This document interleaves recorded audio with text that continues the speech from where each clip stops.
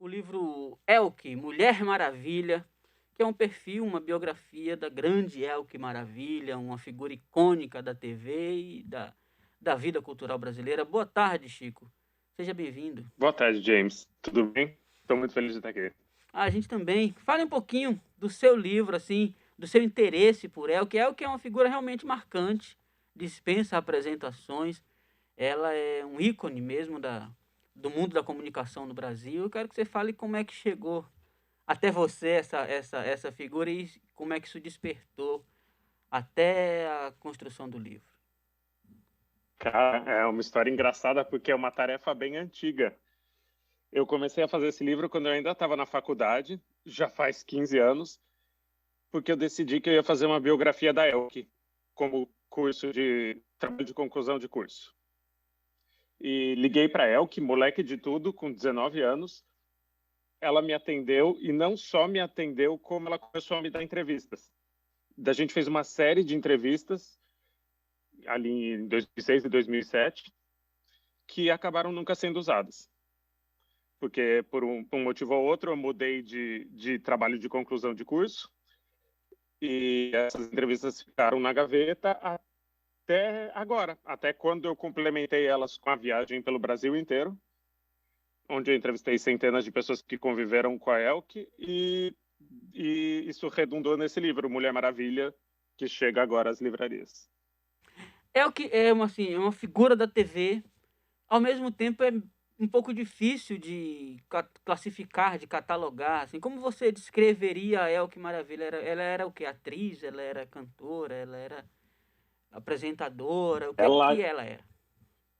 ela gostava de dizer que era artista, Artista. porque ela foi a maior modelo do Brasil na década de 70. Ela foi uma personalidade televisiva, né, quando ela era jurada do Chacrinha e do Silvio Santos por décadas. Ela foi cantora, ela foi atriz, ela ganhou prêmio de atuação, ela era poliglota, ela fez várias faculdades, então é isso, assim, ela escritora, ela era muitas coisas e gostava de se definir como uma artista.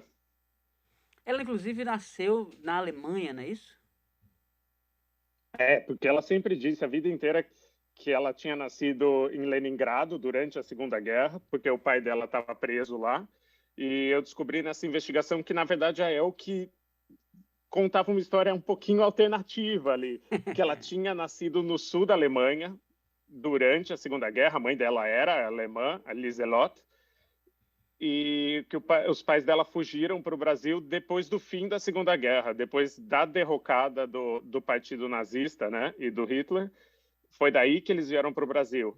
E a Elke tinha essa coisa de criar um personagem muito interessante para ela mesma. Então, ela sempre dava uma dourada na pílula, ela mudava um pouquinho os fatos, ela contava histórias que eram mais gostosas assim do que a realidade. E o livro mostra ela como essa pessoa inteligentíssima, a melhor contadora de causos, mas mostra também a pessoa atrás desse personagem. Agora, ainda falando nessa pessoa complexa, assim, você acha que essa questão de origem, ou seja, o fato dela ser uma brasileira que não é desde sempre brasileira, a própria figura física dela, que é uma, de fato, um ícone, como eu já disse, isso tudo ajudou, essa questão de origem ajudou nesse lugar, assim, complexo, enviesado que ela ocupou e ocupa em nosso imaginário? Acho que ela foi muito astuta de saber lidar com tudo, assim, de saber lidar com esse caráter alienígena, tanto ela ser gringa, né? Todo mundo sabia que ela era gringa, ninguém sabia de onde ela era, mas sabia que ela não era brasileira. Quanto com a aparência, né? A aparência dela sempre foi muito exuberante, assim. Ela criou uma estética que hoje em dia a gente vê Pablo Vittar, a gente vê muito baseado na Elke. E ela soube usar com muita doçura e muita candura essa estética e essa diferença para criar uma identidade que era única. Ela foi a primeira personalidade televisiva brasileira, assim, que era muito, muito famosa e as pessoas gostavam dela por gostar, assim, as pessoas gostavam da imagem dela, gostavam do personagem que ela criou, que hoje é uma coisa muito comum, mas nos anos 70 e 80 não era tão comum. Exatamente, ela era muito simpática mesmo, como você disse, é uma figura dessas assim que agregam, que é quase unânime, todo mundo se fala de Elke e as pessoas lembram com simpatia. mas ao mesmo tempo ela era também uma pessoa de personalidade forte, de opiniões assim, emitidas com muita sinceridade. Eu queria que você falasse de teve algum momento em que ela falou, por exemplo, dos 3 abortos que tinha feito. Teve algum momento em que essa clareza de personalidade o posicionamento público dela trouxe problemas, trouxe o que hoje a gente chama de cancelamento, alguma coisa desse tipo? Opa, é o que não falta, assim. Cancelamento na vida dela é o que não faltou. A Elke era muito sincera, assim. Ela dizia que descia o Grunup era o pai dela, né? Então, quando ela ficava brava, ela virava uma coisa meio viking, assim. E ela comprou inimigos e inimizades com gente tipo Silvio Santos, assim. Ela negou, quando ela tinha um talk show no SBT ali à tarde, na década de 90, o Silvio Santos falava para ela: olha, você não vai falar de racismo, você não vai falar de homossexualidade, você não vai falar de homofobia. E ela sempre contestou, assim, ela entrevistou o Jorge Lafon, que interpretava a Vera Verão, e ficou 1 hora falando de racismo e de homofobia, sendo que o Silvio Santos tinha proibido ela de fazer isso. E logo depois o programa dela, que ia muito bem de audiência, acabou milagrosamente. Ela chega para fazer o programa e o pessoal do Aqui Agora está no camarim dela. E assim ela descobre que o programa dela tinha sido cancelado. Rapaz, que sacanagem. Tá vendo aí? Essas histórias a gente não sabia. A gente está conversando com o Chico Feliz, está lançando em formato físico o livro Elke Mulher Maravilha, um perfil biográfico da Santa Padroeira da Alegria na TV Nacional. É, Chico, quando o JB lançou o livro do Raul, a biografia de Raul Seixas, é, geralmente quando vem uma biografia, as pessoas ficam esperando assim uma revelação. Tem uma coisa Uhum. realmente jornalística também, embora a biografia seja feita para durar mais, geralmente no lançamento foca-se muito em uma coisa, uma manchete Na que novidade. desconhecida, Uhum. exatamente. O que é que seu livro tem nesse sentido? Acho que tem a questão da pátria muito forte, né? Que a Elke sempre gostava muito de falar que era russa e no fim não era russa. Mas isso é só uma linha de um fio que conduz o livro, que é para mostrar como ela foi muito astuta e criou um personagem. Então, por exemplo, ela sempre disse que foi no Chacrinha sem nunca ter visto Chacrinha. Ela dizia que alguém ligou na casa dela e ela não via televisão e chamou ela para ser jurada do Chacrinha um dia e ela foi, em 1972. E eu consegui provar ali com a família dela, com o Boni e até com documentação que foi ela que foi atrás, que ela era uma mulher muito forte, muito determinada e ela queria uma carreira na televisão. Então ela convenceu a TV Globo a colocar ela para ser jurada do Chacrinha. Só que ela sempre contava a história como se fosse uma coisa inadvertida, sabe? Meio Marilyn Monroe, assim, como uma mulher muito desavisada, brincando com esse clichê até da loira burra. Ela usou esse clichê para construir uma carreira gigantesca e ser uma artista das mais famosas do Brasil. Então, acho que a novidade é essa, assim, é mostrar que era um personagem. Então, por exemplo, os maridos dela, ela falava que teve 8 maridos. Ela só casou uma vez. E os Olha, próprios maridos não sabiam que ela era alemã, assim, ela enganou todo mundo. A verdade é que a Elke foi mais esperta que todo mundo.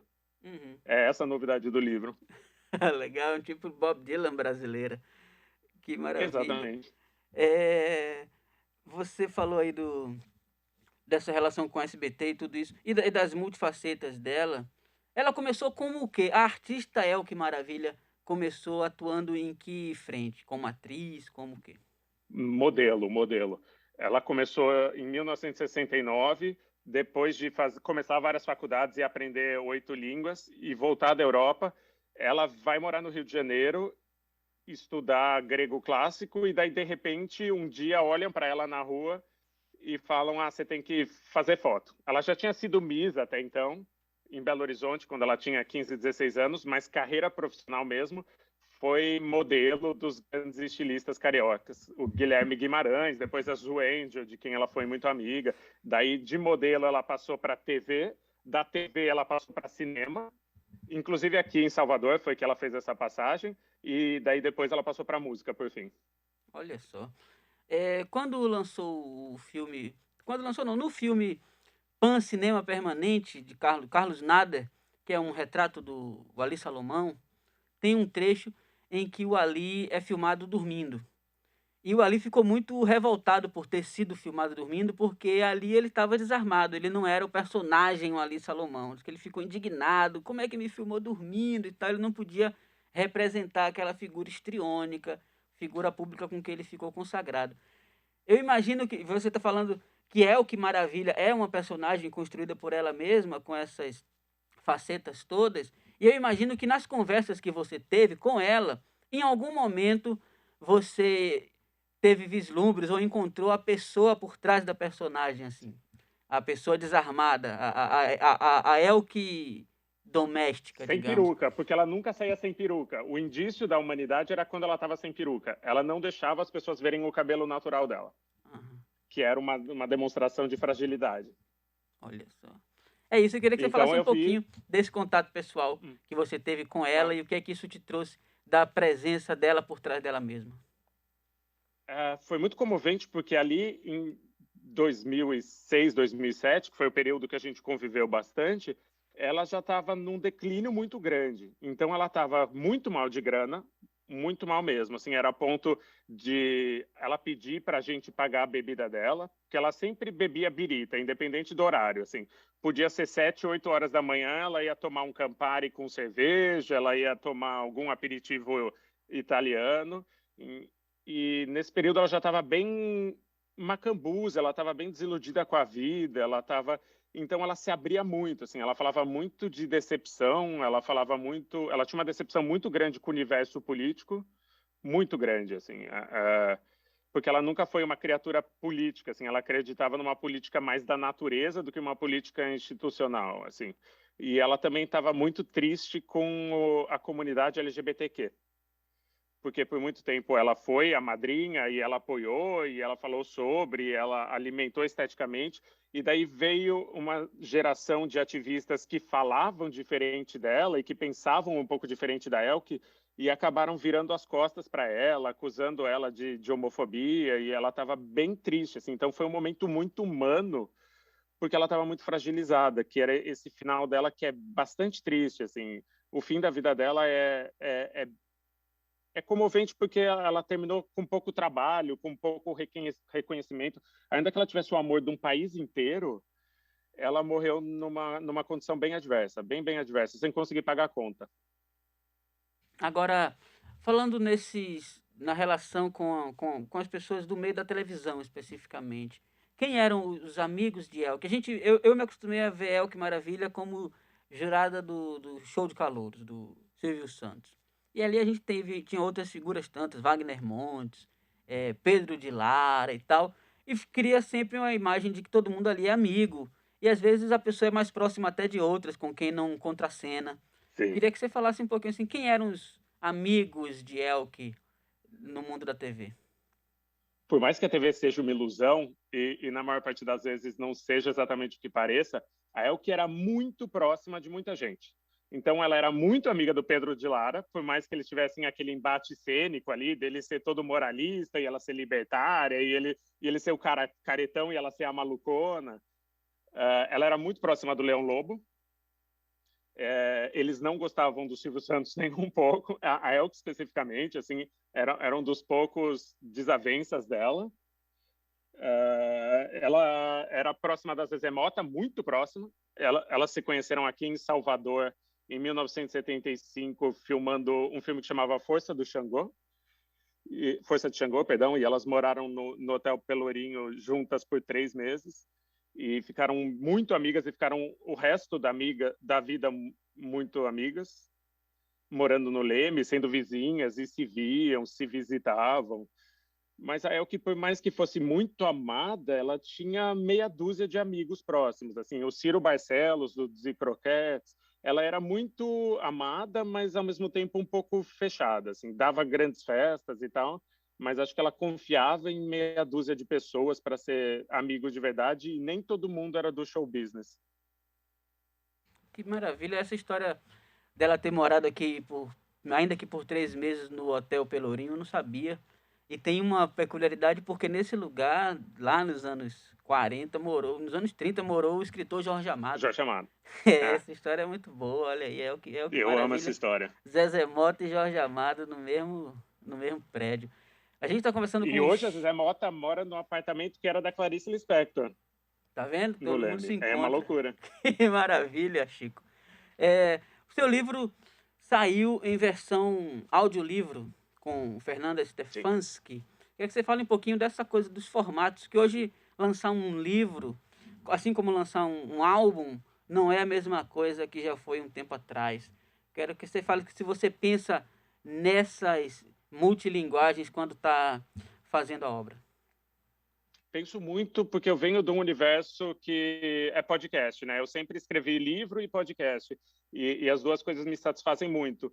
E daí um audiolivro acaba sendo as duas coisas, né? Porque é um livro que você escreve, o formato final é um papel, e daí vai alguém, no caso a Fernanda Stefanski, uma atriz excelente, e narra. Aí é o que ficou um ano como audiolivro antes de sair como livro em papel, que sai agora pela editora Todavia. E eu gosto muito do áudio porque acho que ele chega em lugares do cérebro que o papel não chega, assim, que a escrita não chega. Assim, tem uma coisa mágica de se ouvir uma história contada, assim, é como se fosse ao redor da fogueira. Assim. Eu acho muito incrível e lancei essa semana também outro audiolivro que chama Rainhas da Noite, sobre uma máfia de travestis que existiu no centro de São Paulo, dos anos 70 aos anos 2000. Olha só que maravilha.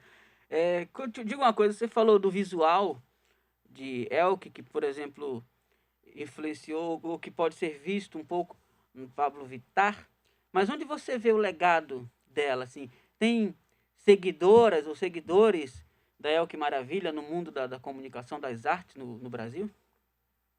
É impressionante o tanto de gente que ama a Elke até hoje, e gente jovem, assim.